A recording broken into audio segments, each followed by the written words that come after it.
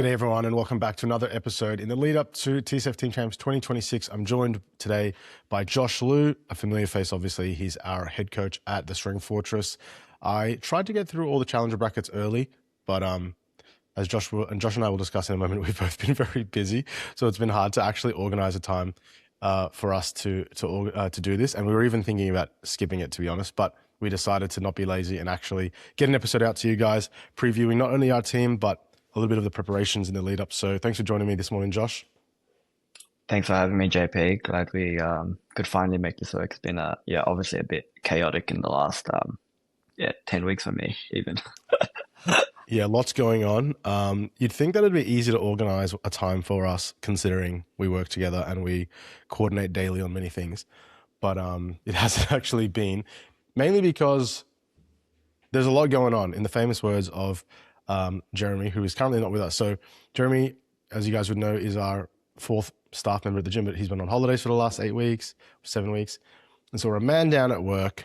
Josh is preparing for Worlds, which we'll get to in a second. I moved house recently, just a lot of stuff going on. And so it's been very challenging, but maybe we start with that. Josh, you got Worlds. You've got Team Champs, obviously, which we're going to talk about in a second, but you're going to Worlds. So you're leaving like 2 days after the comp. How's your training going? Are you feeling excited for it? Yes, I am going to IPF Worlds finally. I feel pretty good. I've had a little bit of like a back scare a couple of weeks ago, but I feel a lot better now. Just doing everything that I can to make sure that I get there in one piece, and I just have hopefully a good day. I think even regardless of my performance, this will just be quite meaningful for me. So I'm gonna enjoy it regardless of my performance. And yeah, I guess a little bit of like practice what I preach. Like I enjoy lifting so much, and I just want to can't wait for like the entire vibe of IPF Worlds. Yeah. Sick, man. It's going to be a great experience. Like you said finally, this has just been such a long-term goal of yours.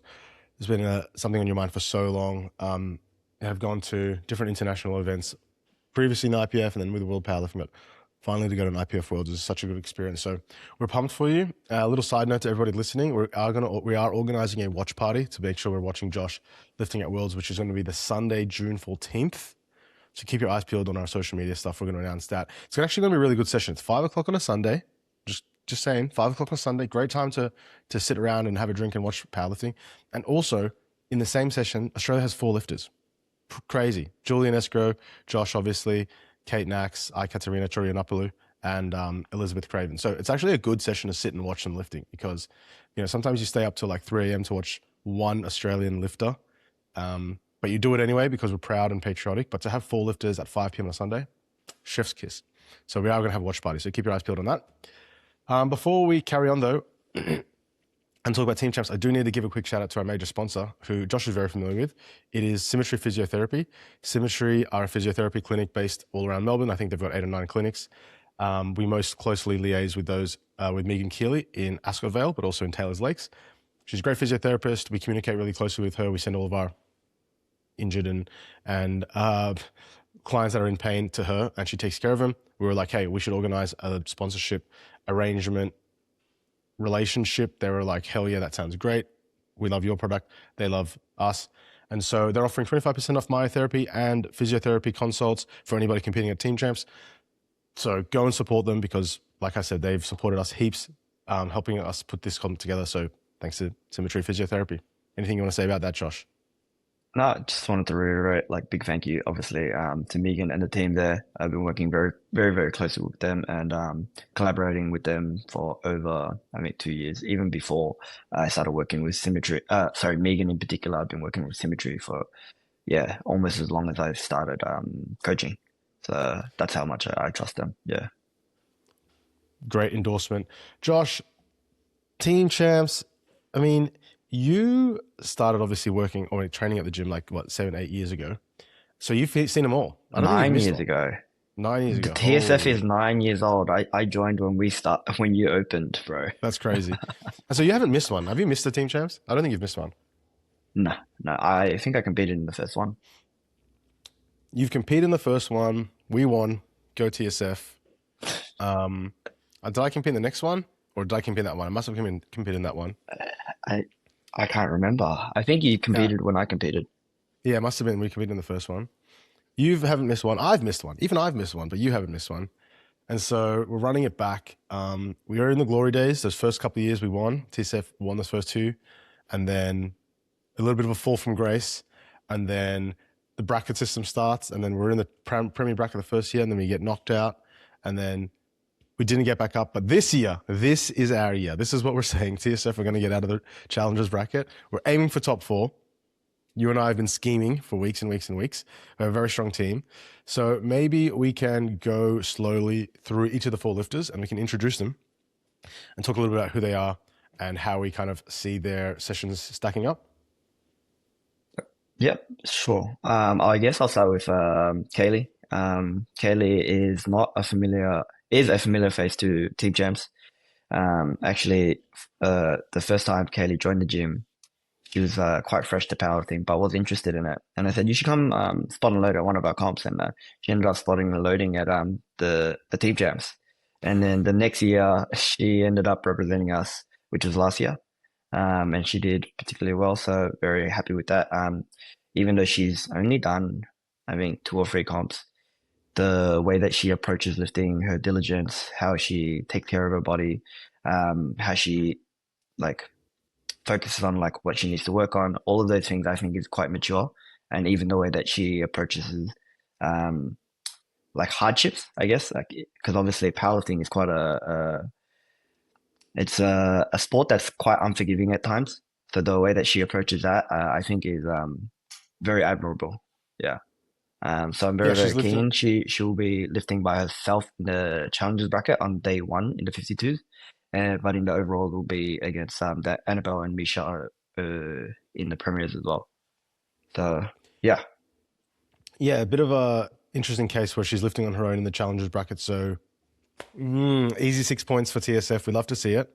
As you mentioned, she lifted for us last year, and being in a lighter weight class is like always an option. And we even spoke about very briefly. We can reveal this now about maybe putting her in the 47s.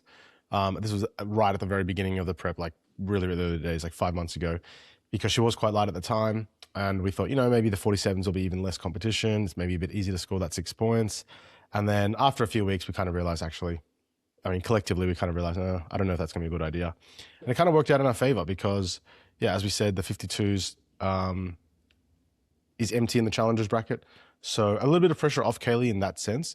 But I do think, knowing her and knowing the way that she trains, she takes her training very seriously. She takes her powerlifting very seriously, very emotionally invested. And so whether or not there's 10 in the group or 1 in the group, she wants to do well for her own sake. And so, very motivated individual who has, put everything into this prep. So I'm really hoping that things come together for her. yeah, yeah. No, she kind of jokingly mentioned like she lost a lot of weight when she was traveling overseas, and hence like I could even compare to the 47. And then we started thinking 47, very light. And so we kept that in the back of our mind. But as she started training, she just picked up momentum, and we just thought it wasn't really worth cutting down. And then it kind of works out in our favor that the 52's kind of emptied out a little bit. Yeah. Next lifter in the 69 kilo category, we have Bernie. Yep. So we got Bernadette. Yep. And again, she's relatively new to the powerlifting scene. I think she's done 3 competitions now, if I'm not mistaken. 2. Maybe did ESS and then Apex, so maybe just 2. Yeah. So will be her 3rd. So she ran a comp about 8 weeks ago, or 7. So it would be 8 weeks leading into Team Champ. And ever since she's joined the gym, she's been super motivated. And one of her goals, as soon as she came to us for coaching, is she eventually one day wants to compete at nationals. And I thought, if you really want to compete at nationals, I think Team Champs is a very good opportunity for you to learn what it feels like to compete under a very high pressure situation, because that's what I see it as, and I think she's taking her training very seriously. And yeah, I just hope that she is ready to smash all of her own goals, because she's looking on fire.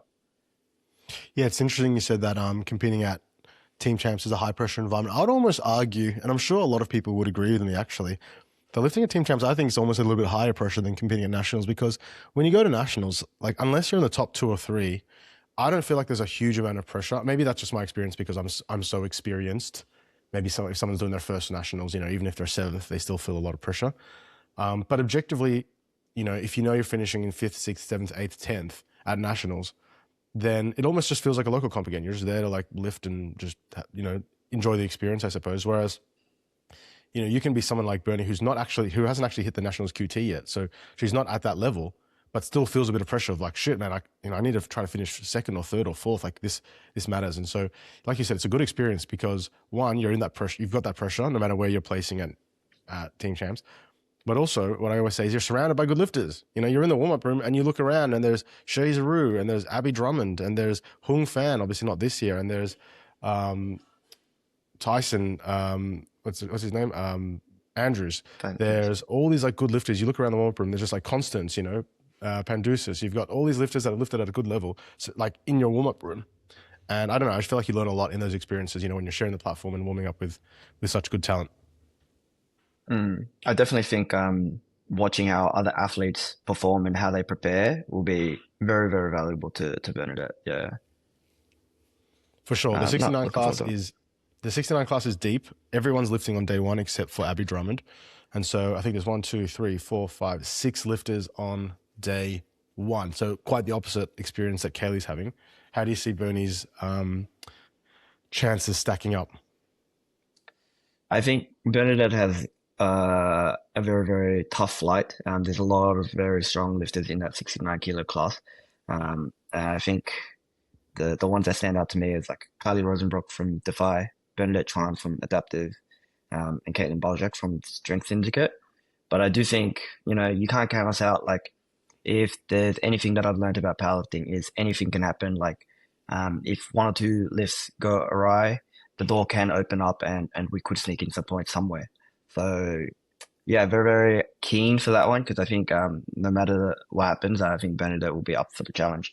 Not only for her personal goals, like the QT for her would be 397, and I'm definitely thinking she's on track for that. So we'll see where the chips fall and play today. Yeah.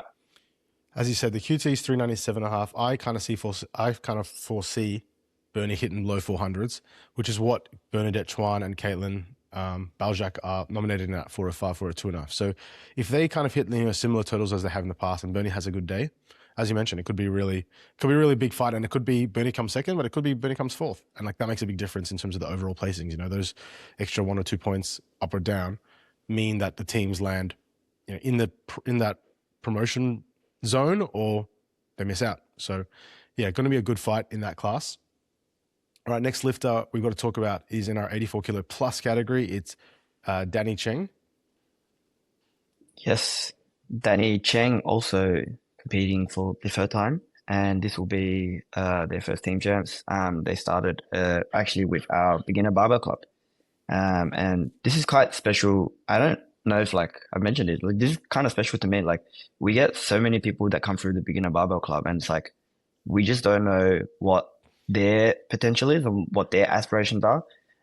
So it's really cool to see Danny represent TSF at Team Champs, trains like 6 a.m. in the morning, doesn't miss a session, and like just gets after it and like has other hobbies, other sports, and still has great like balance with everything. But this year, really wanted to try to give powerlifting more of a commitment. And again, was very, very curious about whether or not they could make it to nationals. So that was one of their goals. And the QT for Danny will be 460. So we'll see if that's in striking distance. If it's not, we'll just play the day and see. But there is quite a few tight battles because I don't think Danny was initially nominated quite high. But again, recently did the same comp that Bernadette did at Apex. And so that's pushed her nominated total. She totaled 430. And she's looking like she's still picking up momentum leading into this comp. So I think the person to look out for in Danny's weight class was Brachelle from Groove. And Groove was actually one of the favorites. Like people were talking about Groove taking out potentially today with Deuce and all of that with Deuce. Beck, Dean. Who else? Beck and Dean, yeah, from the 74s. and Brachel was nominated, I think, first in the 84 plus on the Challengers Day. So if there's like a turnaround from there, that's like from 6 to 4, that could easily swing the ball our way as well. Yeah. Yeah, as you said, it's going to be a tight battle in the 84 plus. It's basically exactly like the 69 class, if I'm not mistaken. It's one, two, three, four, five, six lifters on challengers, and only one lifter on the Premier, exactly like the 69 Mhm. kilo category. And so, Danny, as you mentioned, came through a beginner barbell club, never touched weights in their life. They'd joined maybe 2.5 years ago, having, yeah, like I said, no experience, and now they're a freaking machine competing at a team champs. So yeah, it's a really good story. I love that kind of stuff. Still growing really quickly. Like, as you mentioned, I think the initial nominations, their total was like 60, 80 kilos less than what it is now, because they've just grown a lot, and they're looking towards a full 60 total, even though their nomination is full 30, to try to get that QT. That is a bit of a stretch in 8 weeks, but they've improved a lot in the last 8 weeks. And so it's going to be a good category. I can't help but feel like Danny is the one to beat, even though Brachel has the higher nomination. I think Brachel, much more established lifter. You know, you're not going to see really big increases in your total with that much experience. It's just not happening that quickly. Um, Whereas Danny's still growing, like we mentioned, still finding their feet and getting a little bit stronger and technique improving. But it is a deep field. Like, I've got here Danny Cheng at 430, Melissa Jane Robb at 427.5, Jasmine Connell at 425. So there's a lot of depth actually in that category, which is good to see in those fringe weight classes. Yeah. It could be exact same situation. Like we could be chasing Rochelle, or we could miss a lift and overextend, and it opens the door for someone else. So very, very similar situation. I agree with Bernadette Chuan, where I mean Bernadette, yeah, and Bernadette Chuan in the 69s, where like it could be like one missed lift swings your placing by two points. Yeah. And then So swinging your placing by very, two very points. Sorry, I was going to say swinging your placing by two places could swing the team result like 3 places, because a lot of the teams are going to finish on the same score. Like, if 3 teams are all on 15, but you miss out on 2 points, now you're on 13, instead of being second, now you're seventh. Like, it can be that violent, of a change if you miss one lift. Like, it's very, very chaotic in that way. for sure. Yeah. All right, and our No last pressure lifter. so far. Oh, yeah, no pressure. Yeah, well, I mean, there's lots of pressure. We love pressure. Pressure builds with diamonds. Our last Yeah. lifter is Paul in the 83 kilo category. Someone who you've been coaching personally for a number of years already. Yeah. So Paul, I think I've been coaching him for about yeah, 3 years ish. He's actually my first online client. Taking him to USAPL Nationals, taken him to APA Mega Nationals. And he did qualify for an international comp last year, but it didn't work out timing wise. So one of the things that I look at with Paul is like, I know as a junior, for me, I kind of got unmotivated after I became an open lifter, and so I was looking for ways to see if Paul would be motivated to train, and I think Team Gens was the perfect opportunity for him.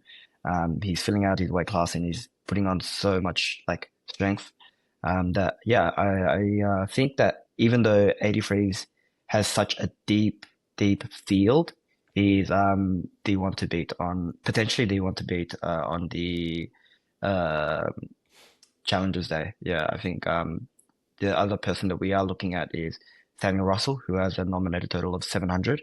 But that was also with deadlift bar, I believe. Yeah. Yeah, I was actually about to mention Samuel Russell, who's nominated total 690 to 700, depending on how you look at it.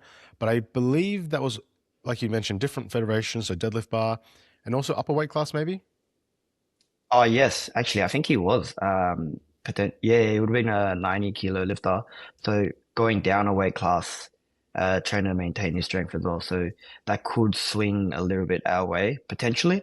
Um, I mean, unless you're very good at acute weight cuts or, going for a slow cut, then and managing your strength through that.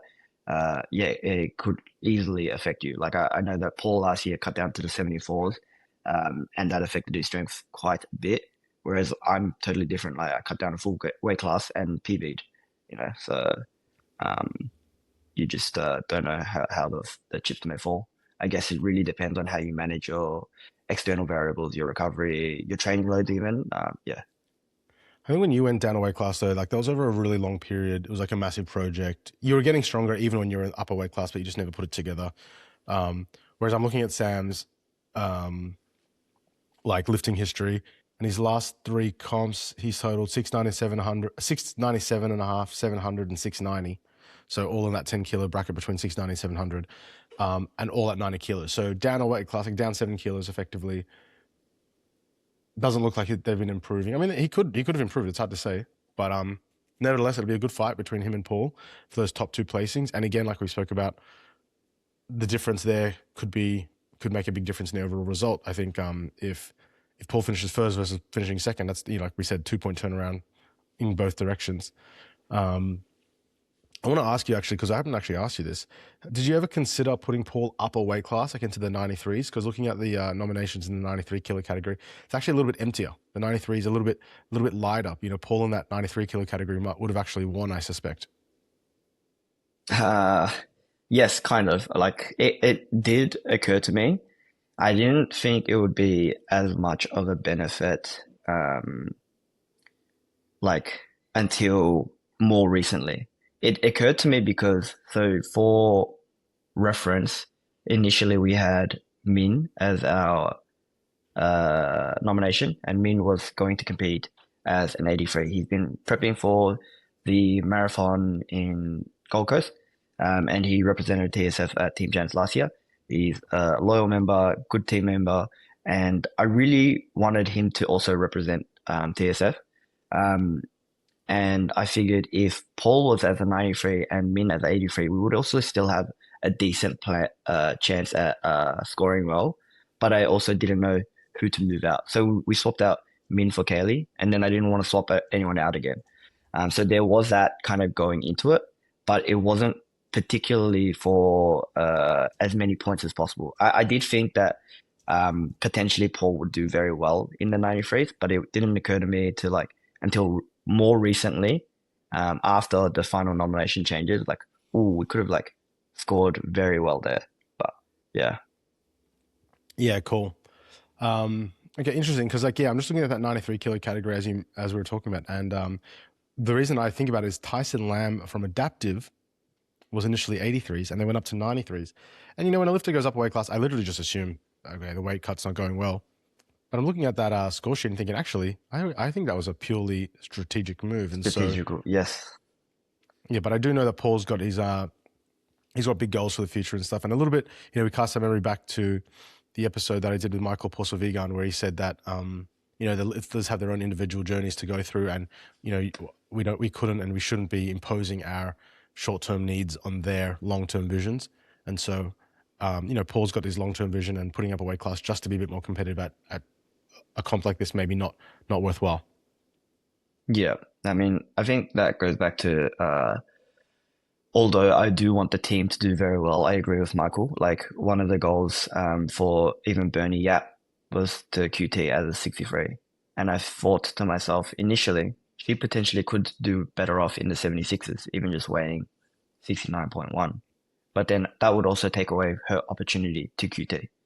So I do see all of these potentials, but I do think for Paul's lifting career, just for the foreseeable future, I think 83 kilos would be the best for him, because he's just out of a junior, and as an open lifter, he should be able to QT soon. Yeah. Awesome, man. What is the QT at 83 kilo, by the way, to get to nationals? I have it somewhere. Maybe 650, I think 660. It's not that much actually at 83. I know at 74 it's 600. Like at my weight class it's 600, so it'd probably be about 650. 650, yeah. So you should be able to hit it this comp. I should have it somewhere. Goal QT 652 and a half. But the top 12 was 730 plus. So that was the other thing. Yeah. Like he would probably hit the 83. QT, but he will. Yeah, so I planned that around January. Yeah, so he'll easily get 652, whether or not he gets 730. Maybe the thing is, you don't even need to be in that top 12, man, because you don't even need to be in that top 12 because nobody and no class at nationals was full. Like there wasn't a single class that had 12 lifters in it. So effectively, if you've hit the QT, you can go, because I mean, maybe the 83s is the kind of class that would fill out, and you've got to be a bit further up the list. But I mean, yeah, the top 12 thing, like, is a good idea in theory, but I guess in practice, like, none of the classes were full. So as long as you're Mm. there, you're look, great preview. We got 4 good lifters this year. You and I have been getting a little bit excited about our chances. We're like, okay, things could go well for us. You know, we got Kaylee scoring good points, obviously top points there, assuming she makes weight and doesn't bomb. We've got Paul obviously fighting for top places. Uh, how do you see TSF's chances this year in the challengers bracket? I mean, even before the nominations, I had a feeling that this team would have a very good chance of just making it out of the challengers bracket. Um, More and more, I do believe that this could be our year. And like, I'm just excited because like this is the first year that I've been training consistently as much as I can with the team.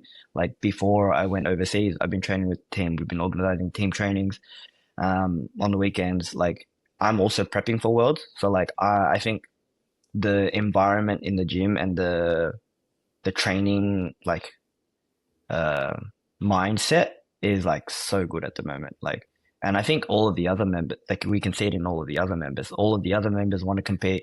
We're sending big teams to every single comp. We're like, this is like a dream come true almost. Yeah, so you're feeling really good about TSF's team at this comp. Yes, yeah, I think we have a very very good chance to potentially even take it the whole thing out. Yeah. Big shout, big shout. Who are the favorites in your opinion? Like, who are the teams that you've like that if it's not us, you know, that they're going to be at the top? And another way that I think that's important to important perspective when I think of this as a question is like, who are the top teams that we need to take out? Like, as in, for example, you know, you mentioned. I mean, a really good example I think that comes to my mind is like Danny and Rochelle, right? Like Groove are one of the top teams, so that matchup actually matters a lot. Whereas maybe like Bernie versus like Bernie Chuan, like Bernie Yap versus Bernie Chuan, I don't see Adaptive as being one of the top teams. And so while it's important for us to get that extra point, you're not like directly taking down one of the top teams, you know? So who are the top teams that we've, you know, got to keep our eyes on, or who the spectators should keep their eyes on as being the top contenders? Yeah, no, definitely.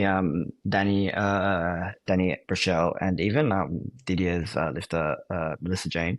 Like she's very strong as well. I think that will be an interesting one, whichever way it goes. If we are able to score top points, it's like very very favorable for us. In Bernadette's weight class, I think that's actually quite important as well. Because Defy strength are quite, I think, up there in my opinion. But I don't think we're in a chance to catch Carly Rosenbrook. But if we can sneak points off Caitlin Boljak from the Strength Syndicate, she's with Shays Rue, so I think they're also very, very strong contender. So, and even though you mentioned Bernadette Chuan isn't like adaptive strength isn't quite high up there, I think if we can jump Bernadette Chuan in adaptive strength, it's very important for us. Yeah, I think all of the points are important, like equally as important. Yeah, it's Of course. yeah. I And so think you mentioned Defy, you're mentioning Strength Syndicate. Are these like the main teams you think are going to land at the top? yep, as well as Groove because you mentioned Rochelle. They've got a very strong team with Deuce looking to take out the 63s.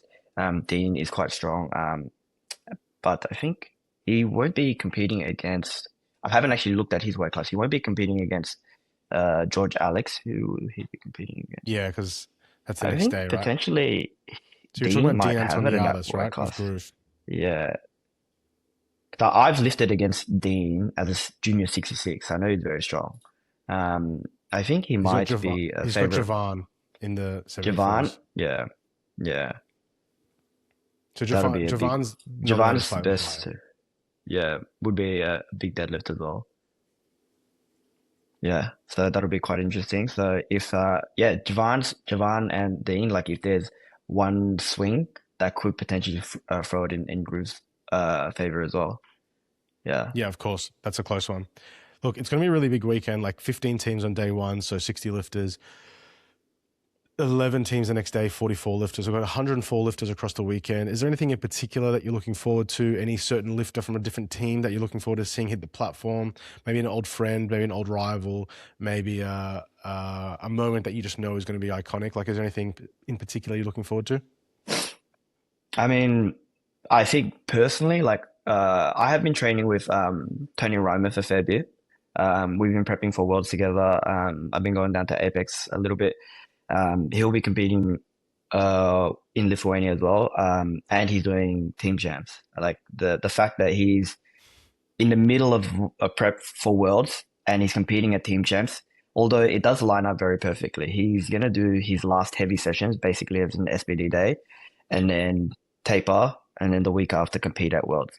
So it lines up actually perfect for him. Whereas for me, it actually lines up quite poorly because I'm competing the following Sunday. But I've been training with Tony. I'm really excited to see how he goes. Yeah, just from a personal perspective. The other ones like that come to my mind, there's a few. Like I know a lot of people here, like Dean Chen, I haven't seen for ages. He's I wouldn't say like I'm very close with him, but I love watching him lift. Um, yeah, there's quite a few. Yeah, I'd be remiss to like start naming names. I mean, my boy Atif, he's I guess the fave MC, I guess. Lives Nguyen. Yeah, there's like a lot of people here who, yeah, I'm just so excited for a good day of lifting. Yeah, there's so many people, and this is bigger than last year, and yeah, I just can't wait because you've got some pretty big surprises in store. So yeah, It's going to be a good weekend. You're naming a lot of the OGs, man, like Tony Reinmuth, OG, um, Dean Chen, OG, Wake Up Dean Chen. If you don't know about the wake ups, then you're in for a treat when you're watching you're Dean on the sleeping, you're platform. sleeping. That's it. Just You're gonna sleep, wake up. don't sleep on Dean. Tony Reinmuth obviously was a crowd favorite last year when he squatted the Australian record 405. And so I don't know if he's going to go that crazy this year. I mean, objectively, he'll squat more, I think, because he's stronger, but it won't be Mm. like a push and a grinder because, like you said, he's just doing his, not just, but he's um, keeping it all within the pocket because he's got his worlds in a couple of weeks afterwards. But it'll Yep. be a great day. Yep. Josh, thanks for your time this morning. Good to chat with you. Good to chat about our team. I mean, we chat about our team all the time, but we to do it in a formal way and recorded. TSF for life. We're going to get there. We're all going to make it. We're in the top four. It's going to be great. It's going to be a great weekend. We're less than a week out. And so we've got a busy week ahead, both you and I, prepping the comp, also you prepping to go overseas. Everyone else gets a taper. It's like the opposite. Everybody tapers, and I'm like in peak week. I'm like fucking going bonkers with lots of shit to do. So it's going to be a really good weekend. Thanks for making the time to chat to me, and I'll talk to you shortly. Yep. I'll see you in a bit. Thank you.